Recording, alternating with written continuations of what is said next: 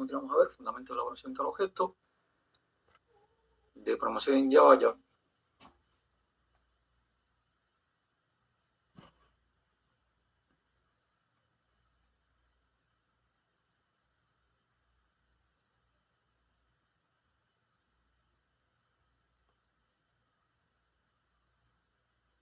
Recording stopped. Recording in progress.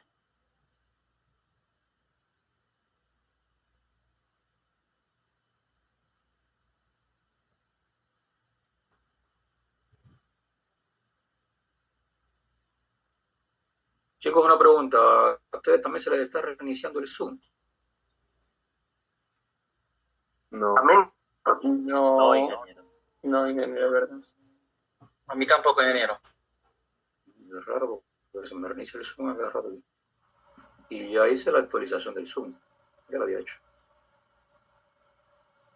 Y el pin está bien.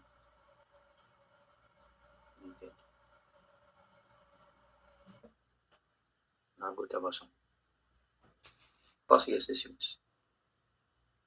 Bien, entonces, ¿cuáles son los pilares de la programación orientada a objetos y que todo programador debe saber aplicar para poder entonces llevar a la práctica este paradigma? Y básicamente, como resumen, la programación de objetos establece un equilibrio entre la importancia de los procesos y los datos. A la hora de desarrollar software, tenemos que identificar procesos, los cuales tenemos que automatizar de alguna manera desde el software, ¿no? Y estos procesos necesitan datos. ¿Bien? Necesitan una entrada de datos, hacen un procesamiento y muestran una salida. Por lo tanto, la orientación a objetos busca este equilibrio, ¿no? Mostrando un enfoque más cercano al pensamiento del ser humano, más cercano a la forma en que nosotros percibimos nuestro mundo, en el cual constantemente interactuamos con objetos. ¿No es así? Siempre estamos interactuando con objetos. Bien, entonces se introduce un aspecto novedoso respecto al anterior paradigma, es la herencia, facilitando el crecimiento y la mantenibilidad. Eran dos grandes problemas que tenía la industria de desarrollo de software. Cuando todavía en ese entonces el paradigma que se aplicaba, el paradigma procedimental funcional y demás, ¿no? Ustedes estudiaron en programación. Entonces, ¿cuáles son las bases, los pilares de la programación de objetos? Son conceptos teóricos que hay que aplicar en la práctica. La abstracción es uno de ellos. El encapsulamiento es otro. La herencia, el polimorfismo, la modularidad y la jerarquía. Entonces vamos a ver cada uno de estos, ¿no? Aspectos. La abstracción. Y esto es algo que constantemente es una habilidad de nuestro razonamiento, ¿no? O nuestra forma de razonar las cosas, siempre nos abstraemos. Por lo tanto, es un proceso mental, ¿sí? En el cual somos capaces de extraer las características esenciales y fundamentales de algo, de un objeto, ¿no? Ignorando detalles superfluos que no nos interesan, ¿sí? Por tanto, es algo muy subjetivo porque, bueno, dos personas o más pueden analizar un mismo fenómeno, abstraerse e identificar elementos comunes, los tres, pero también cada cual pone su particularidad en ese razonamiento. Por tanto, es algo subjetivo, dependiendo del interés del observador, de quien observa ese fenómeno, permitiendo abstracciones muy diferentes de la misma realidad, ¿sí? Que podemos identificar de ese fenómeno. Podemos tener diferentes interpretaciones. Pero esto es algo que constantemente estamos aplicando, no solamente en la programación, sino en nuestra vida cotidiana. Bien, cuando pensamos, por ejemplo, a usted le pregunta, ¿cuál es la mujer ideal? Usted se abstrae, ¿no? Y piensa como usted quisiera esa mujer ideal, ¿vale? Y puede ser que mis necesidades de mujer ideal son muy distintas a las necesidades que tenga cualquiera de ustedes. Entonces es algo muy subjetivo. Igual con la chica, ¿no? Pero le hacen una pregunta a la chica y dice, ¿cuál es su patrón de hombre ideal? ¿No? Y cada cual pone tiene necesidades distintas, ¿no? Puede identificar características distintas de acuerdo a sus necesidades. De esa misma realidad. Hombre ideal, mujer ideal. Vale. Un ejemplo que le pongo en la vida cotidiana. Bien. Entonces, encapsulamiento. Bueno, aquí, por ejemplo, a usted le dice, bueno, queremos identificar características de una persona. ¿Qué característica nos interesa? Y cada uno puede identificar un sinnúmero de características. Bueno, entre esas que identificamos, por ejemplo, el nombre de la persona sería uno, el apellido, la dirección donde vive, Bien. Pero ahora, cuando hablamos de tipo de personas, ¿qué tipo de personas podemos identificar según su rol, por ejemplo, laboral o de un negocio? En este caso, bueno, busquemos en el contexto de un negocio. Tenemos personas que son clientes del negocio, tenemos personas que son proveedores de productos, insumos y demás para nuestro negocio. Entonces se dan cuenta que, de acuerdo a esa realidad, uno puede identificar características, necesidades, ¿no? Y ahí está aplicando un proceso mental de abstracción. Eso es la abstracción. Bueno, encapsulamiento, que es también una característica, una propiedad importante que se aplica en la conocimiento de objetos, es la capacidad de poder ocultar los detalles que dan soporte a un conjunto de características esenciales de una abstracción. Si la abstracción persona, la abstracción computadora, la abstracción auto, la abstracción animal, son abstracciones que podemos hacer, ¿no? En la cual ya identificamos esa característica de interés. Entonces tenemos que ser capaces de encapsular esos detalles, ocultar esos detalles, bien, que describen esas características. Existirán dos partes en la encapsulación: la parte de visible, para que tengan acceso a todos los demás objetos, y la parte oculta, que es la que implementa los detalles internos. Sí, la parte visible será el acceso a las funcionalidades que cumplirá este objeto para con el sistema, en la cual cualquier otro objeto puede tener acceso a esas funcionalidades para poder invocarlas, pero la parte que oculta es cómo implementas esa funcionalidad, cómo debe ser implementada, cómo debe ser ejecutada esa funcionalidad, la forma en que es implementada. Es un detalle quedaría oculto para los restantes objetos. Únicamente cada objeto lo que tiene que saber es, bueno, qué funcionalidad me sirve.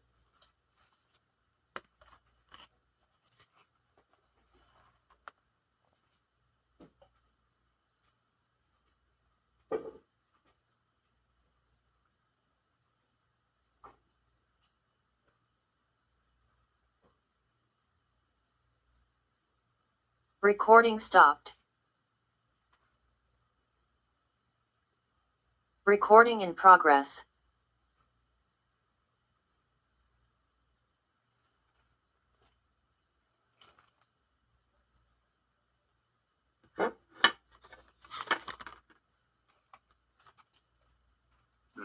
Bien, chicos, algo está pasando acá. Ahorita no es ninguna caída del internet. El Zoom se reinició de una. Voy a hacer algo. Voy a reiniciar la máquina completamente. Manténganse ahí, no se desconecten. Ok, voy a reiniciar la máquina. Objetos encapsulan, ya he traducido esto, los objetos encapsulan sus datos, ¿sí?, sus atributos, y también encapsulan la forma en que implementan, ¿sí?, los algoritmos de cómo implementar sus funcionalidades, ¿vale? Entonces, la herencia, que es un mecanismo importantísimo, esto es algo que revolucionó este paradigma y la forma de implementar, desarrollar software, ganando sobre todo mucho en la parte de mantenibilidad del software, ¿sí?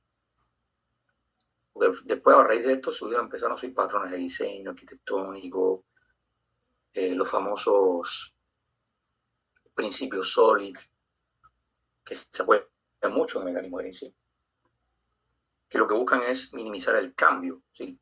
El software, una variable constante que tiene el software es el cambio. Constantemente hay que hacer cambios en el software, ya sea por soporte, ya sea por nuevos requerimientos que surgen, ya sean por errores encontrados a través de las pruebas que se le hacen. Y esto es una constante pie, el cambio, ¿no? Entonces, el cambio no puede ser que para cambiar o mejorar algo o agregar algo al software haya que cambiar todo lo que ya hemos implementado, toda esa arquitectura, no. Entonces, hacer de cero un nuevo software, no estamos perdiendo tiempo, ¿no? Entonces, la herencia posibilita esto, ¿no? El uso de la herencia. Y una característica que permite a las clases, se aplica a nivel de clases. Puedes definir clases hijas a partir de otras clases que se llaman clases pares, ¿no? Se les puede reutilizar tanto atributos como métodos, como comportamiento, desde clases hijas, sí. Puedes reutilizar tanto atributos como comportamiento de las clases padres en las clases hijas de esta jerarquía. Bien, entonces aquí aparece la figura de superclase, clase base, clase padre, que es lo mismo, y la figura también de subclase, clase derivada o clase hija. Y establece una relación de herencia. Bien. Como mismo nosotros analizamos en nuestra cotidianidad o nuestra biología, lo que es la herencia. Nosotros también, como hijos de nuestros padres, heredamos rasgos de nuestros padres, ¿no es cierto? Hay una relación de herencia, ¿no? Entonces esto también se lleva a cabo, esa forma de razonar, de ver nuestra realidad también se aplica entonces en este paradigma de programación orientada.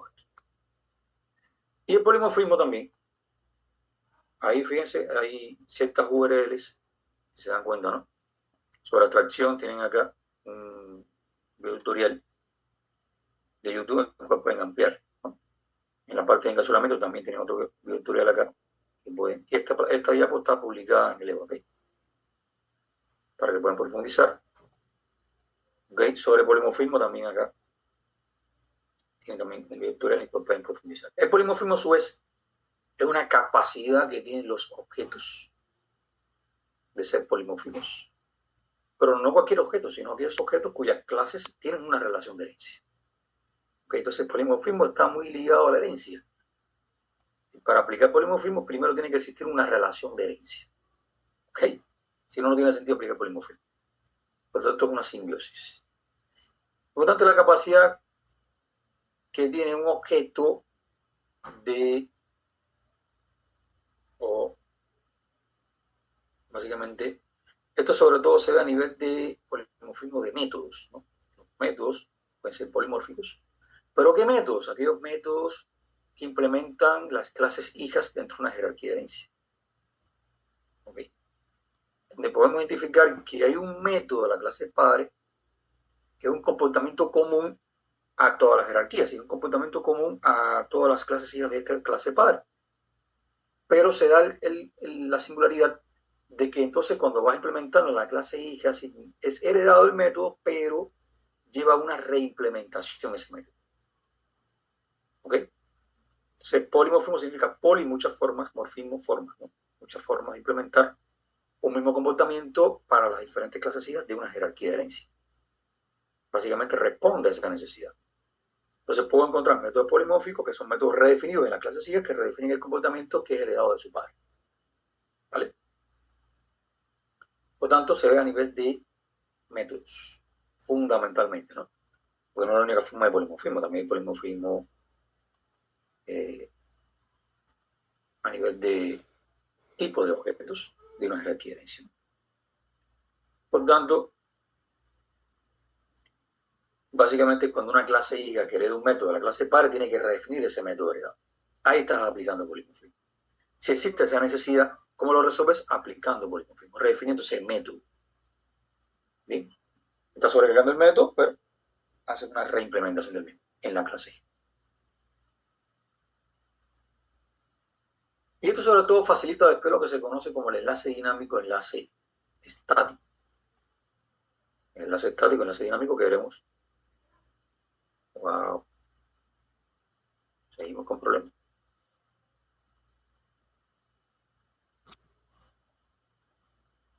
Pablo, ¿me escuchan ahí? Sí, profesor. ¿Sí me escucharon todo el tiempo? ¿No se perdió nunca la comunicación? Sí, profe. Sí, se escucha.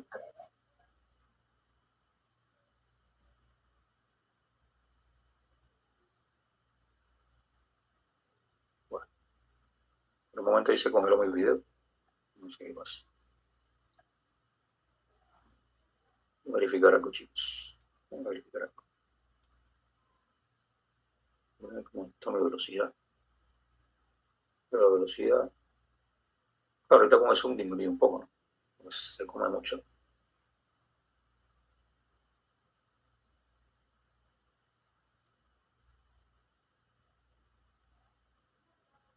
Muy bien. Ancho de banda está bien.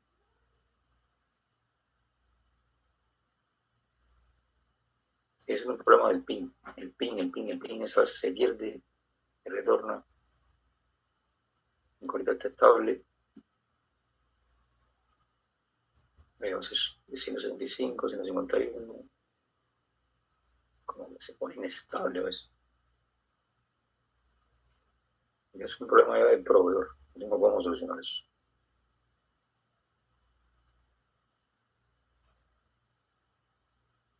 Ese es el engaño de los proveedores de internet que te dicen que tienen un canal único para tu conexión. Eso es mentira. Eso está compartido aquí por todos los vecinos que están acá. El mismo cable que viene ahí, todo el mundo habla por el mismo cable. Vamos a quitar un poco el música.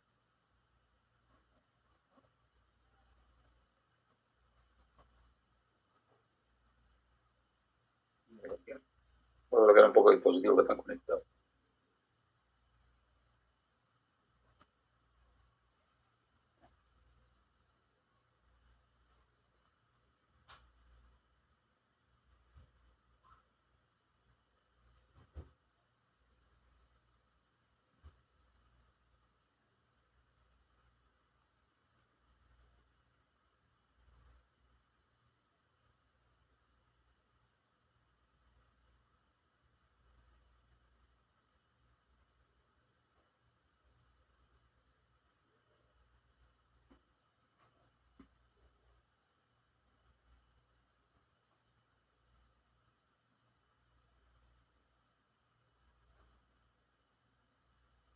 Vamos a ver si hay un tema de espacio, de código.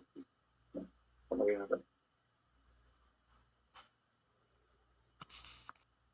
Bueno, entonces ahí tienen un videito para profundizar en esta capacidad que tiene el paradigma orientado a objetos, polimorfismo. Modularidad. Bueno, ya esto también, y como acá la unidad básica indivisible de todo software orientado a objetos es el objeto, es la entidad más pequeña. Entonces, podemos pensar en los sistemas de manera modularmente, ¿no? Por módulos.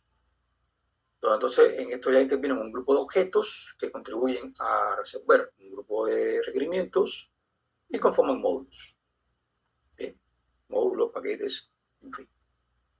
Por lo tanto, la forma de razonar cómo descomponer un sistema en un conjunto de partes, ¿no? Llamados módulos, ya que aparecen dos conceptos importantes que debemos saber aplicar, que es el acoplamiento y la cohesión. Todo software orientado a objetos tiene que cumplir con un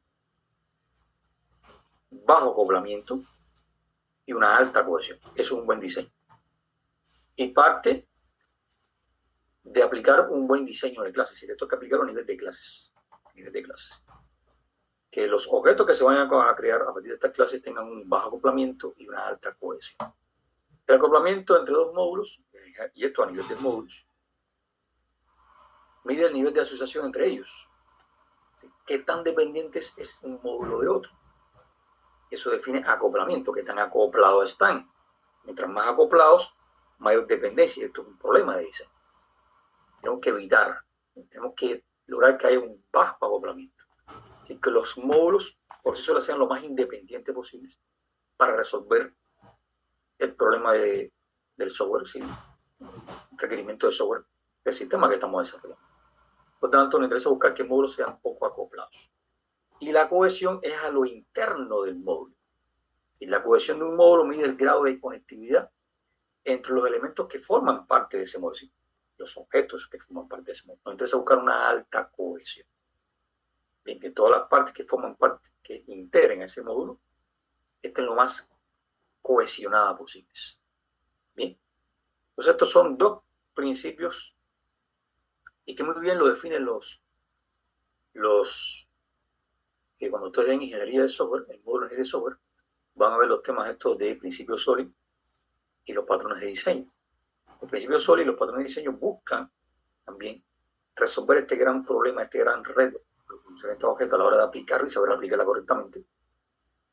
Porque programar orientado a objetos puede ser cualquiera, pero quien lo sepa hacer realmente correctamente, hay que tener claro estos temas, estos elementos teóricos. Y cumplir con ese alto acoplamiento y baja cohesión. Entonces hay principios sólidos que definen muy bien cuál es la métrica, ¿no? Y los patrones del camino para lograr ese objetivo.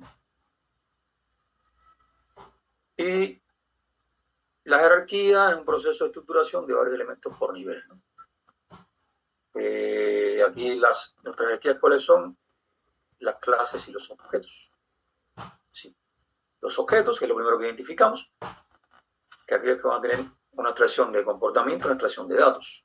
¿Qué atributos van a describir el objeto? ¿Qué comportamiento va a cumplir ese objeto para el sistema? Y esto se implementa donde a su vez en una clase. La clase es el bloque de código que define muy bien de esos objetos cuáles van a ser sus atributos, cuáles van a ser sus comportamientos. Bien. Y el objeto en sí tiene un estado. El estado no es más que qué valores tienen en un momento determinado del tiempo, qué datos tienen esos atributos, qué valores tienen esos atributos. Bien. Los mensajes y métodos, los métodos son los comportamientos del objeto, los mensajes es la invocación de un objeto que invoque el método de otro objeto. Hay un paso de mensaje, esa es la comunicación. Bien. Y la herencia y el polimorfismo, la forma de cómo jerarquizar relaciones de herencia. Y el polimorfismo, la forma de cómo definir un mismo comportamiento de varias formas dentro de una jerarquía de herencias. Bien. Básicamente son las jerarquías que podemos identificar. Esa estructuración que podemos aplicar para diseñar un software orientado a objetos. Bueno, clases y objetos. Vamos a adentrarnos en estos conceptos. Que lo tenemos. Ok, nos quedan ahí 15 minutos. Una clase, como dice, que describe la estructura de datos que lo forman y las funciones asociadas al objeto que se puede crear. Si los objetos se crean a partir de clases, a partir de bloques de clases. Por tanto, la clase es el modelo por el cual se construyen los objetos de ellas. Los objetos son instancias de clases. Los objetos que son en programación, variables. Las clases que son tipos de datos. Es un tipo de datos. Las clases asumen el principio de encapsulación. Habrá que aplicar lo vimos como encapsulación. Se describe una vista pública, la interfaz pública que va a tener sus objetos, que representa la funcionalidad de la misma, y una vista privada que describe los detalles de implementación y además de sus atributos. Bien. Entonces, todo objeto tiene una interfaz pública que se define desde su clase, que son los métodos de comportamiento públicos, ¿ok? Y que son a los que tienen acceso los restantes objetos de la aplicación. Y la clase es un único bloque de construcción del objeto, donde entonces se definen los códigos, las instrucciones. Bien. Y por lo tanto, en una aplicación Java solo hay clases, no existen datos sueltos ni procedimientos sueltos. Por lo tanto, Java es un lenguaje puramente orientado a objetos. ¿Ok? Por tanto, si usted quiere aplicar o desarrollar una aplicación orientada a objetos, Java es un buen lenguaje para eso. Soporta todos los paradigmas, todo lo que define el paradigma orientado a objetos. El objeto en sí es un ejemplar concreto de una clase, una instancia de la clase, que ya tiene esa estructura de atributos y comportamientos, ¿no? Según cómo lo define su clase a partir de la cual se crea. Y se inicializa ya con un estado inicial, ¿no? Que lo define muy bien el método constructor.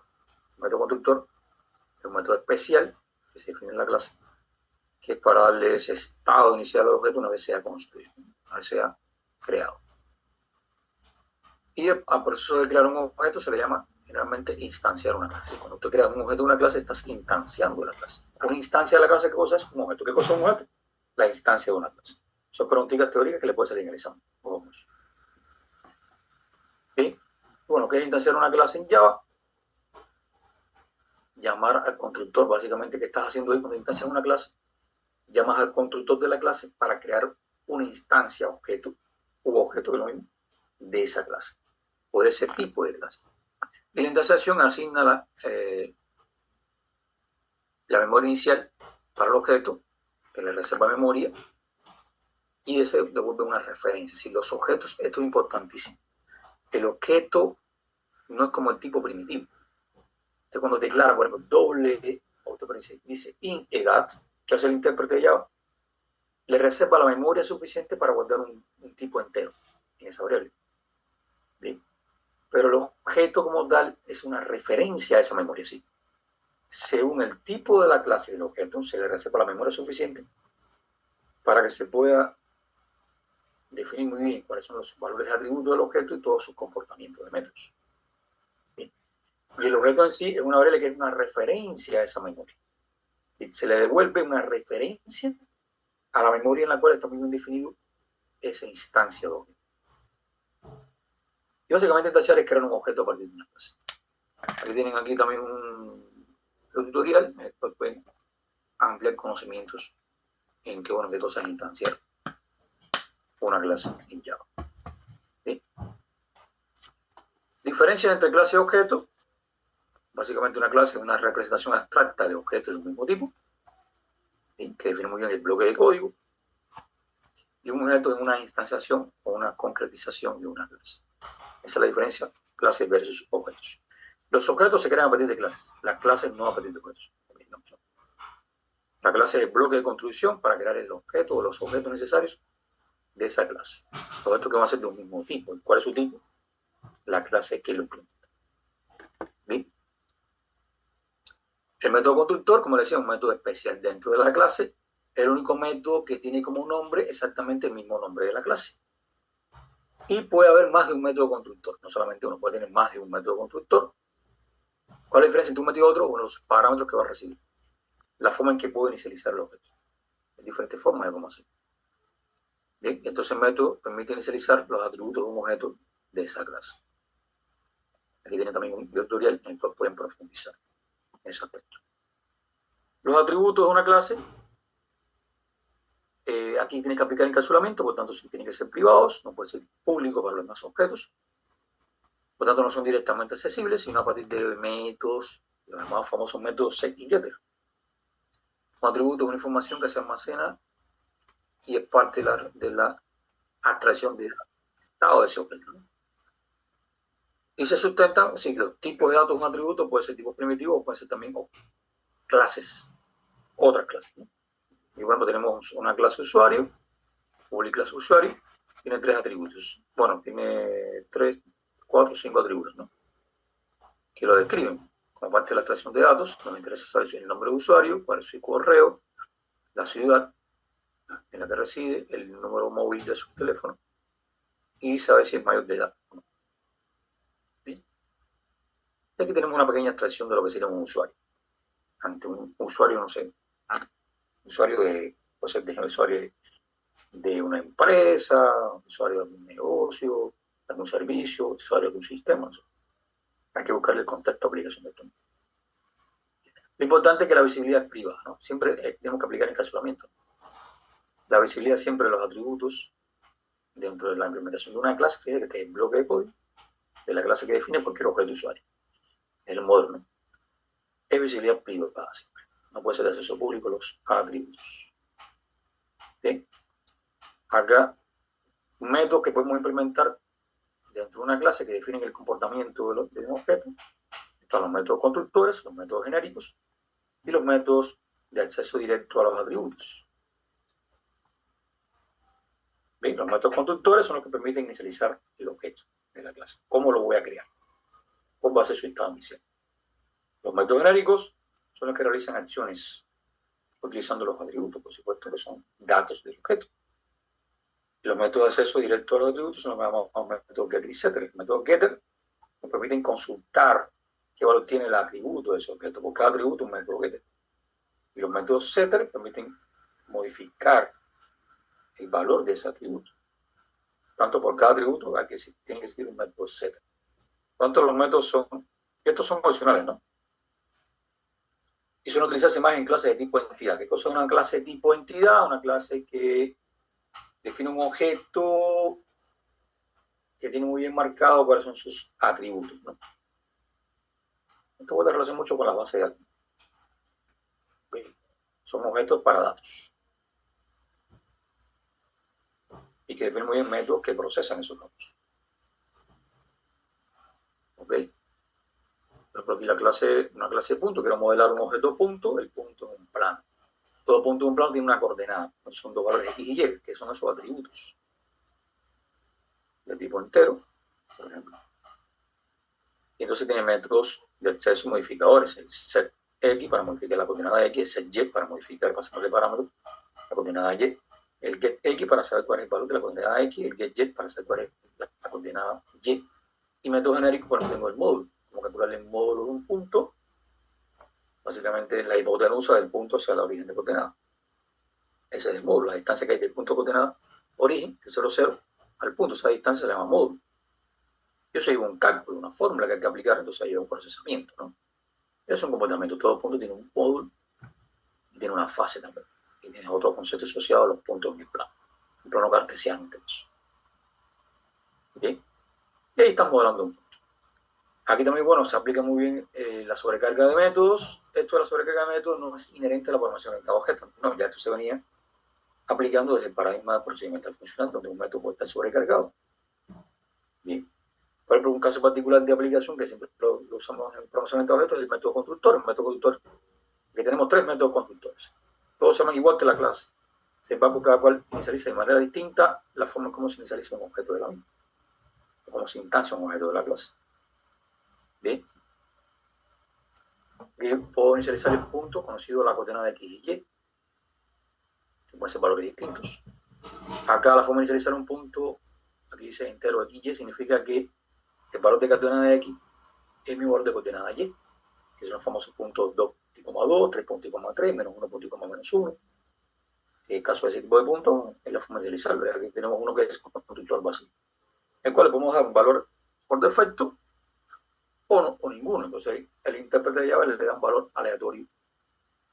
Bueno, no aleatorio, porque si es de tipo entero y usted no indica el valor que va a tomar, por defecto le asigna 0.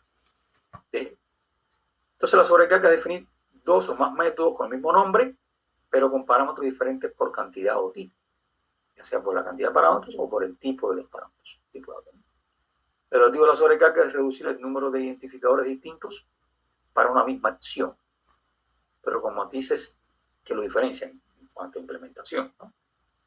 Entonces aquí tengo 3 constructores, tengo 3 formas de inicializar un objeto punto. Aquí es donde más se aplica en la programación de objetos, ¿no? Los métodos constructores, pero también puede haber métodos genéricos sobrecargados, perfectamente.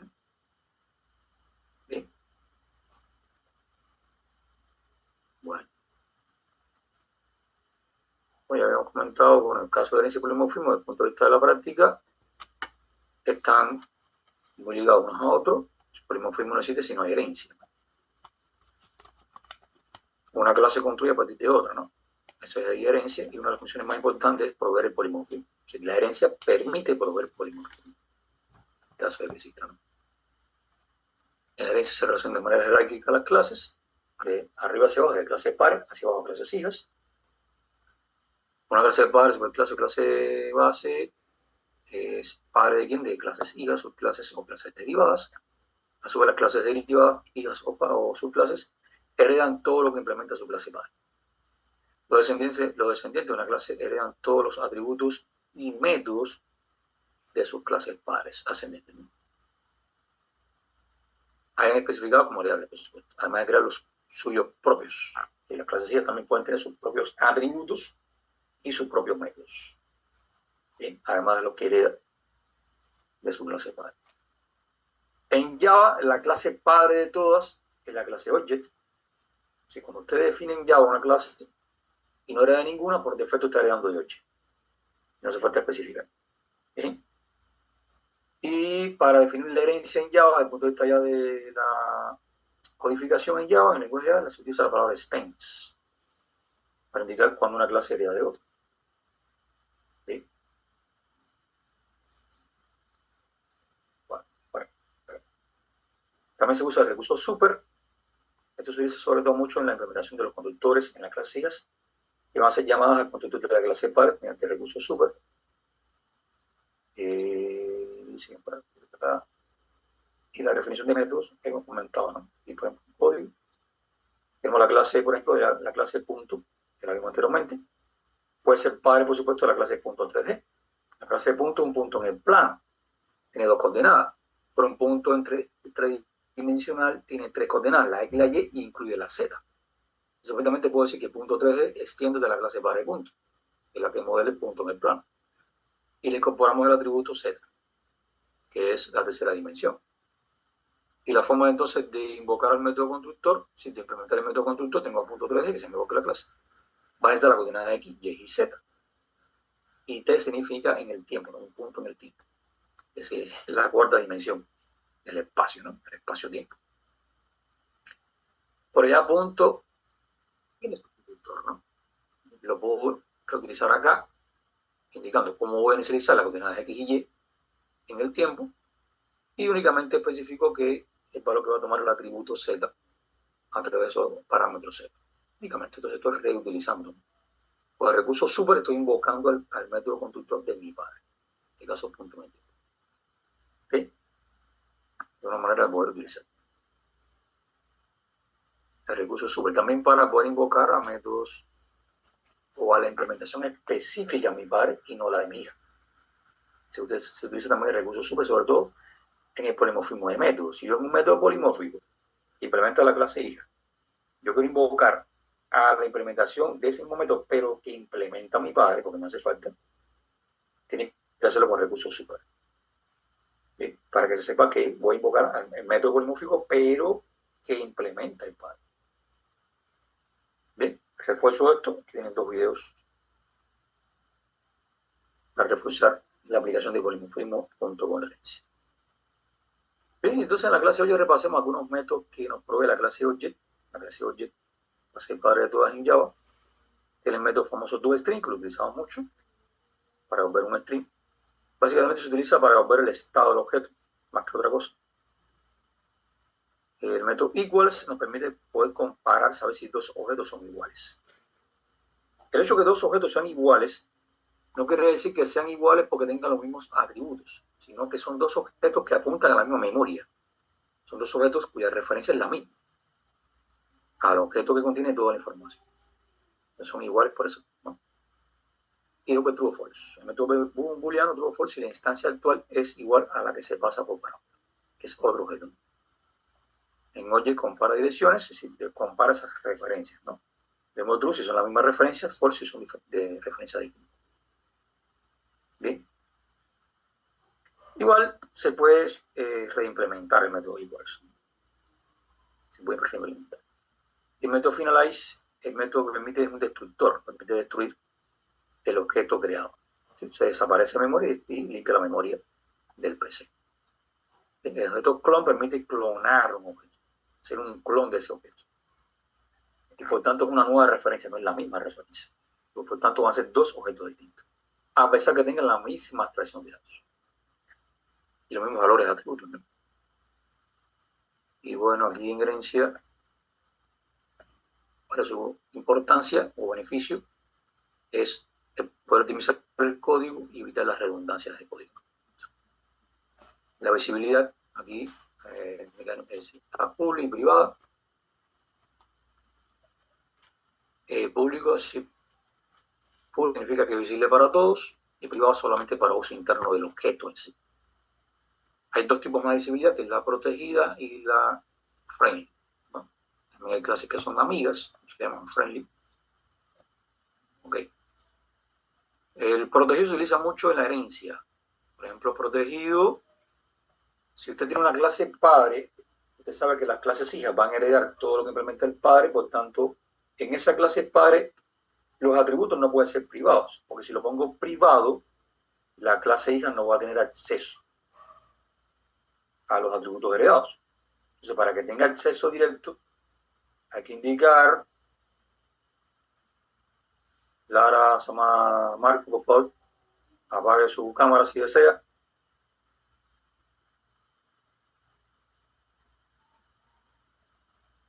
Vamos a ser un poquito disciplinados, chicos. Respetar la red. Entonces, como acceso directo a los atributos heredados del padre, entonces la visibilidad sería protegida. Sigue siendo entonces visible a cualquier clase que herede del padre, pero va a ser privada para cualquier objeto. Okay. Y friendly, esto es a nivel de paquete, ¿no? Ya va toda clase pertenece a un paquete. Entonces, cuando definimos clases friendly, significa que solo son visibles dentro del mismo paquete. Para que sean visibles de un paquete a otro, 2 paquetes, tenemos que indicarle que son clases amigas, para que se vean unas a otras en diferentes paquetes. Bien. Entonces, hasta aquí, esta primera parte de la mañana, ya son las 2:30. Vamos a retomar clases 1:30. Aquí seguimos con nosotros conceptos de clases abstractas e interfaces. Sí, profesor, muchas gracias. Vamos.